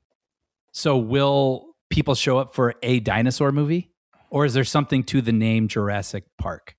Interesting. Curious. Very curious. Yeah. Well, anyway, the film itself, I mean, it's supposed to come out next year, I think. Wow. Okay. next year. Or, no pressure. Actually, wait. Last year? No, probably 2028. I'm guessing if they don't even have a director.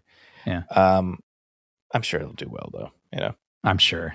But I will say I was looking forward to Gareth Edwards getting to come up with an idea or be involved with the idea from the ground up. So it is kind of bumming. Mm-hmm. Yeah. You know, I want to see someone who has a take.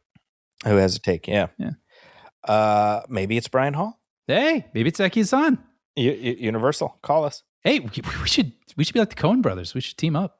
Why not? Yeah. Why not? We can be like the Daniels. Yeah, exactly. Or the Russos. Yeah. Yeah, we got this. And the Wachowskis. That's right. Speaking of the Wachowskis, by the way, I just saw that Warner Brothers has Matrix 5 on the calendar for I think 2027. I saw that because it's been discussed for a while that they're developing it, but now it's happening, huh? Yeah, it's the guy, he wrote Hail Mary. What's his name? Oh, Goddard? Yeah, Drew Goddard. He's doing it. Very cool. Very curious. I mean, where do you take the story?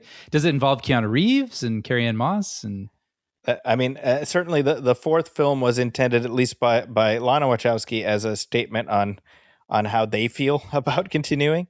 Yeah, exactly. So is this a continuation, or is this, meanwhile, on another side of Zion? You know, that's right. Yeah.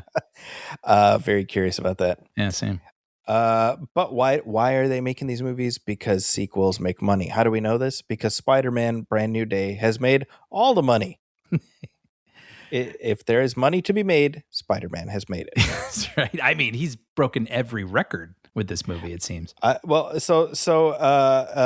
first week of Spider-Man: Brand New Day is the biggest in box office history. Amazing. It's ridiculous. Yeah. So I'm looking at Hollywood Reporter here. High scoring first week in domestic box office history, $500 million in North America, and it's for 7 days. And heading into weekend 2, even if it drops by 60%, which is possible, it would still end up with something like $150 million for its second weekend. Unbelievable. Domestically. When you factor in international, it was, I think, just under $1 billion.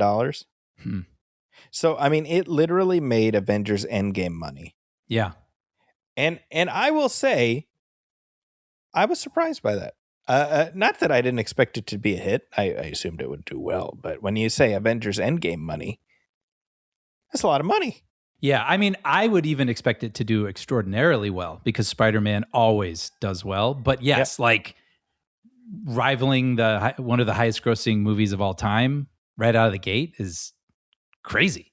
Right. I mean, Endgame arrived as the culmination of 10 years or 11 years and, however many movies of anticipate, a year of build up after Infinity War, right? Yeah. Brand New Day did not have all of that. And yet it did better than Spider-Man No Way Home. Mm-hmm. That was amazing. I mean, I'm genuinely fascinated by this because there have been Spider-Man movies for 24 years now. Mm-hmm. And as you said, I mean, they all, even the bad ones, have done reasonably well. Mm-hmm. So what do we attribute this to? People love Spider-Man. I know it sounds simple, but I actually, my parents, when a big movie comes out, they usually wait at least a week, 2, maybe even 3, because they want to avoid crowds. But my parents they've already seen Spider-Man. Really? They want to see Spider-Man. To me, that's what it's about. This character. Well, I know our listeners are waiting for a Pops Hall review. Oh, I have it. Let's hear it, brother. I talked to him on the phone yesterday. He said, trippy, but very good. And by trippy, he means all the, her, well, I don't want to say who, but I would say we're not talking spoilers, right? But the consciousnesses hopping people. It was like trippy, but very good. Lots of great action, entertaining. I already look forward to seeing the sequel. Look at that. So yeah, big hit. I should say, at this point, is it still considered a spoiler about that character? Yeah. Because it's out there in front of God and everybody at this point. All right. Hey, so fair warning. We'll at least say that. If people, I mean, we're toward the end of our episode here, and if you just haven't been able to make it out yet, and you want to pause and wait for the rest of this conversation, well, I'll say this, and I'll step around. There was rampant speculation about who Sadie Sink plays, and my wife, she had not seen the movie, and I was actually trying to protect that secret from her, you know. And of course, you get on YouTube, and my algo is all just like, the Easter egg videos and whatnot. And it's like Sadie Sink talks about her surprise character or whatever. And Amina's like, what's the surprise character? And I'm like trying to avoid her seeing all the, anything relating to mutants or whatnot. And I'm like, I was like, well, I mean, it's all like this multiverse stuff. And I mean, look, well, I don't want to ruin it for you, but like, what's a Spider-Man character who's famous for red hair? And she goes, Mary Jane. I'm like, I'm not saying anything. Right. And so she was totally thinking of something different, so that could actually be a surprise. Well, what's kind of interesting about that? Actually, now that I'm thinking about it, just this morning, I was talking to a good friend who hasn't seen it yet. He's going to try to see it this weekend. So I know sometimes it can be tough, getting out there right away. But there is somewhat of a reveal in the middle. And it was fascinating because I saw the movie by myself first, so we could talk about it. Then I went with two friends that Saturday. And it was interesting because my theater was into it, but I could sense that my friends were getting a little frustrated. One of my friends, when Florence Pugh appeared, was like, who's that? Interesting. And I was like, well, that's... she goes, I'm Black Widow. She's like, I thought Scarlett Johansson was Black Widow. I was like, well, that's her sister. And she's like, oh, okay. And then I could sense some frustration, like, oh, I guess I haven't done my homework. And when the reveal happened, our theater went, oh. And then someone even yelled, I knew it. And it's funny because my other friend he leaned into me and he goes, knew what? How could he know? So I was sensing like, okay, like, but with that in mind, because I think these friends are relatively plugged in, but felt like they were missing something, and that meant that they weren't enjoying the movie fully or as much as, the filmmakers thought they should. But it was interesting because then I talked to my dad and I said, did it bother you? I explained who that character was. And then I asked, did it bother you that you didn't know that watching it? And he goes, no. He's like, because I was just following the movie as it presented everything. Yeah, why would it? Yeah. So I think the movie does do a good job of allowing that. Yeah. However, if you are in a very reactive audience and it feels like everyone's getting something except you, I understood why my friends were feeling a little frustrated. That's fascinating. Yeah. Well, anyway, I mean, the amount of money this thing has made, I mean, Sony is ecstatic, I'm sure. Yeah. Tom Holland, I said this last time, he's got these guys over a barrel. Definitely. Right? Because when you think about it, him and his wife can decide to nope out. Mm-hmm. And then what do you do? Yeah. Right? Yeah. But I mean, they can do like good cop, bad cop when it comes to negotiating, Oh, that's true. Yeah. There's two of them. Yeah. Yeah. But I the current arrangement between Sony and Marvel, I thought this is interesting, is right now it's on a movie by movie basis. Mm-hmm. And the way it works is Sony pays 75% of the costs, Disney pays 25%, and they split the proceeds accordingly. So 75-25. And normally you'd be like, well, don't rock the boat. Like, what if it works, don't piss on it to make it better, right? Mm-hmm. However, we know how studios work, and can't you just imagine somebody in Sony being like, well, I don't know, why don't we just keep that additional 25%?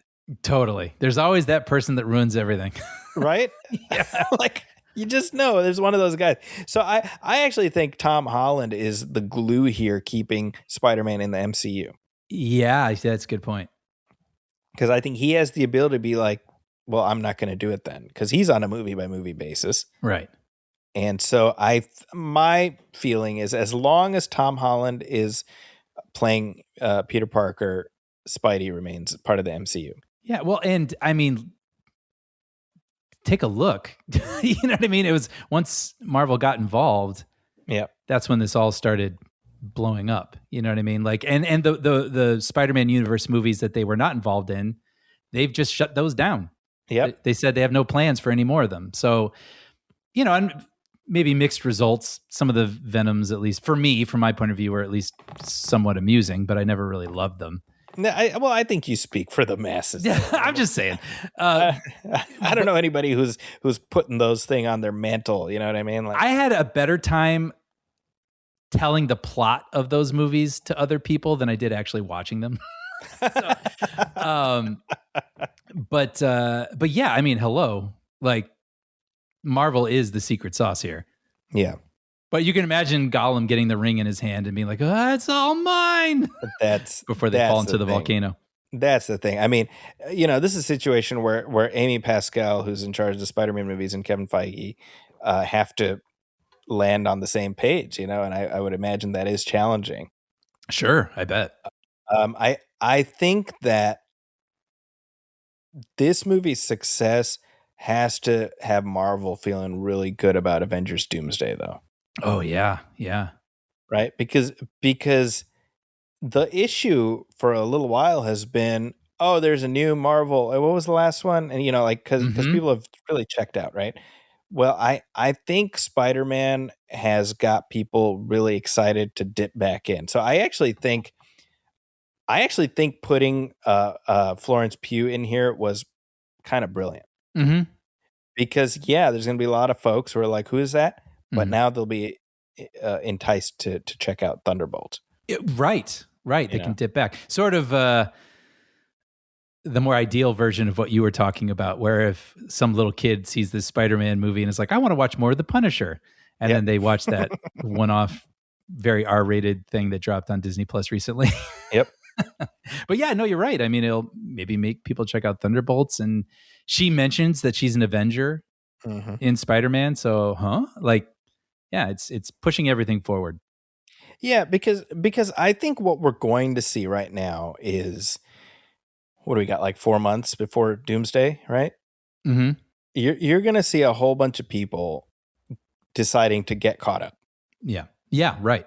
And so I think it's going to end up being something very similar to what we saw in the lead up to and the immediate aftermath of the first Avengers film, which at that time all you had was Phase 1 before that, and there were plenty of folks who didn't watch Thor, didn't watch Captain America: The First Avenger, and they went back and got caught up. So I think we are going to see that. This is my guess, and I think Doomsday is going to end up doing fine. I said unless it's just complete garbage, which I doubt.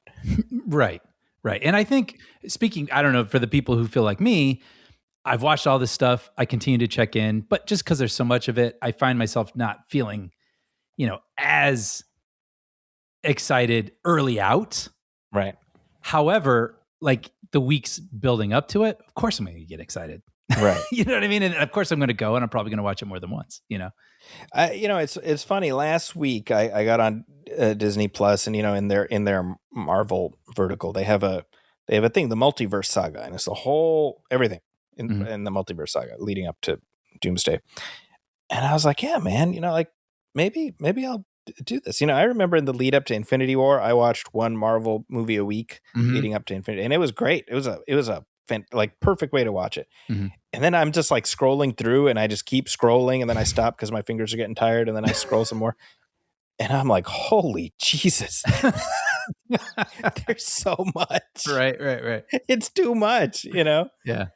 So I need like a boiled down version of this, but I do want to go through and rewatch, you know, like WandaVision and, you know, some of those, especially like those earlier ones from like 5-6 years ago that I don't even remember. But I'm in that headspace now, you know? Yeah. But it is remarkable because to me, the twin successes of the Odyssey and Spider-Man Brand New Day, first of all, they prove the unmatched trifecta of Tom Holland, Zendaya, and John Bernthal, obviously. Right. Clearly, box office gold, the three of them together. But like, they need to do a road comedy. Exactly. I'd watch it. Right. What they show, I mean, it highlights what we've been talking about this summer. Sequels are fine. Just give people something new. Totally. Yeah, exactly. Right. And guess what? Scarcity is the key. Yeah. Those two things should be on a little cross stitch hanging in every studio's office. Right. Because look at the three unmistakable successes of this summer. Masters of the Universe. I'm just kidding. Oh, tear. Although, as predicted, that movie is cleaning up on Amazon Prime vis-a-vis views. I mentioned it to my brother that it was streaming already for free. You didn't even have to rent it. And he's like, oh, and then he started it. Yep. So we predicted that was going to happen. Yeah. But Toy Story 5, Odyssey, Spider-Man Brand New Day. Mm-hmm. Unquestionable smash hits. Mm-hmm. And again, I think all three are franchises because I consider Nolan himself a franchise. Yeah. Scarcity is the key. Yeah. You know, it's been 7 years since the last Toy Story. It's been 3 years since the last Nolan. It's been 5 years since the last Spider-Man. Mm-hmm. So give us something. Give us more of what we love, but give it to us in a new way. Mm-hmm. Yeah. This is not hard, Hollywood. I mean, it's really because to me, I mean, Masters of the Universe notwithstanding, there's a whole separate list of reasons that was destined to fail. Mm-hmm. But Moana and Mandalorian and Grogu are like, people just aren't going to line up for the same old shit anymore, you know? Mm-hmm. And let's widen the aperture a little bit, right? What are the big hits of this year? Michael, Backrooms, Obsession, right? Spider-Man, Toy Story, Odyssey. Mm-hmm. Between those 6 movies, you've got a pretty wide spectrum of the types of movies people will show up for. Mm-hmm. You know? And not all of those would have showed up on some sort of algorithm printout. Exactly. What a fascinating test case 2026 has been. Yeah. At the movies. Yeah. An exciting one, I think. I think so. And we still got more months yet. So. We still got prime time, baby. I know. That's a coming. There's plenty more Pattinson a coming. Yeah. Don't you fret. But hey, those are our thoughts about Spider-Man's box office. Anything else you wanted to add, Brian? No. I just I don't know, something about Spider-Man. I want to watch it again. I've gotten in 3. I think I'm done, but 3 was good. I felt good about that. Yeah. They've hit some magic formula with that series. I mean, the casting, the way that they've managed the characters, the stories. I mean, that's the thing too, is they made a story that I had to see. Yeah. You know, after the ending of No Way Home, like I had to see what was going to happen next, and that's just great storytelling. So credit where credit's due. Indeed. And by the way, I don't know if I mentioned this in our last episode, but I really enjoyed the way they wove the Hulk into this story, because I did find him integral in some ways, but more I liked the casualness of Peter rolling up to Bruce Banner's class and just being like, hey, and just asking him a question, because that gave me real like comic book vibes. Totally. Sure. Where you could do that, where you would have an Avengers issue where Captain America gets, Mr. Fantastic on speed dial, Mm-hmm. But I am very curious about what they do with the Hulk next, because I think it's interesting where they left him. Yeah. Right. The fact that he's kept the Hulk bottled up all these years, mm-hmm. and the Hulk ain't having it anymore. Right. That's interesting, Yeah. I thought he was woven in very organically, which was good storytelling. Once again, I mean, sometimes it feels like these extra characters are shoehorned in just to remind you that there's a bigger universe happening, but just everything was going right with this one. Yeah.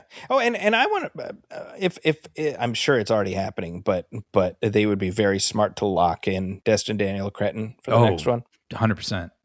Now, that said, this is like where the shittiness of just the internet comes in. I've seen stories on the internet about people showing up in old Instagram posts on John Watts's page saying, "Hey, don't direct any more Spider-Man movies." And I'm like, why y'all got to be like that? The reason we're here is because you liked his movies. Like, I mean, honest to God, who raised you? I know. I mean, that's a special type of, messed up person. It really is. Just to have the energy to be that hateful, it's strange. I want to say to all those people, just, hey, stop it. Right. Stop it. That's all. Anyway, that's all from me. Hey, if you have any thoughts on what we said, you can email us at moviefilmpodcast@gmail.com. You can also hit like on our Facebook page, facebook.com/moviefilmpodcast, and message us there. As always, please go to Apple Podcasts and leave a review, leave a star rating. Every little bit helps. I would really love if y'all would leave some reviews on there because I'd love to bring those totals up. But hey, if you're listening to the show on YouTube, please hit like, hit subscribe, and of course, leave a comment there because we do read those on the show. Hey, we also have a Patreon page, right, Brian? Yes, over at patreon.com/moviefilmpodcast. Just head over there, hit subscribe, and for only $5 a month, you'll find every commentary we've ever done, every episode moving forward, absolutely ad-free. And in addition to that, we have bonus conversations that drop over there about twice a month. Our free feed will always be available, but this is our way of providing what we believe is the most satisfying way to enjoy the show. No ads or interruptions butting into the middle of a conversation. Plus, your subscription goes a long way in helping to support us and helping to sustain producing the show. So if you're interested and able, please head over to patreon.com/moviefilmpodcast and subscribe. We'd be very grateful. There you go. I just want to say, by the way, that whole spiel that I do leading into our Patreon pitch. Yeah. That is from memory. That is muscle memory. That's like Ned at the end of Spider-Man Brand New Day. With the handshake. Yeah. It's just in my head. Yeah. And it just comes out almost verbatim every single week. Yeah. Yeah. And I'm like, this, my mom, my brother, my nephew, they have memorized the entire Quran. Me, I got this. Right. This is what I got. Well, I'm proud of you. I'm impressed. Thanks, man.